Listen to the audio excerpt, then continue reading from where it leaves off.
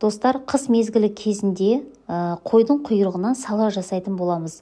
Бұл сала балдарға жасап берсеңіздер өте керемет, қарынды тоқыстайды және ағзаға өте пайдалы. Егер де сіздер қойдың құйрығын жемеген болсаңыздар, жеп үйренетін болсаңыздар, бұның пайдасы өттің тамуына күшті көмектесетін болады. Сондықтан міндетті түрде үй жағдайында жасаңыздар.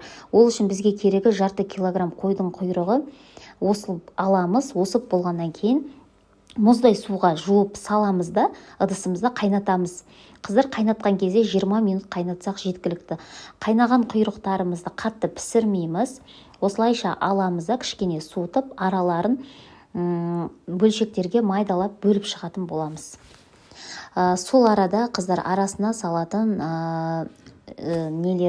арасына салатын паприка керек бізге, сосын сарымсақ керек, бір дана сарымсақ жеткілікті, қара бұрыш, қызыл бұрыш, дәміне қарай кішкене тұз қосатын боламыз. Барлығын жақсылап араластырамыз және де үккіштен өткізілген бір баст сарымсақты алып, араластырып, арасына салатын салмамызды жақсылап дайындайтын боламыз.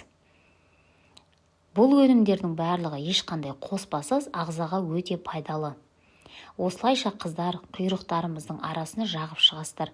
Әркімнің таңдауы әртүрлі, өздеріңіздің қалауларыңызша құйрықты неше түрлі бөлшектерге бөлсеңіздер болады. Біз осылай жасағанды жөн көрдік. Міндетті түрде қыс мезгілінде жасаңыздар. Достар, араларына осылай жағып болғаннан кейін міндетті түрде пищевой пленкаға саламыз да жақсылап орап, колбаса сияқты орайсыздар да 1-2 күнге қалдырасыздар. Қаласаңыздар тоңазытқышқа салып қойсаңыздар болады. Сосын оны кесіп жей беретін боласыздар. Дәмі өте керемет, кішкене кусогын жегеннің өзінде қарынды өте тоқыстайтын болады. Міндетті түрде қыздар жасап көріңіздер. Сіздермен болған Данагүл.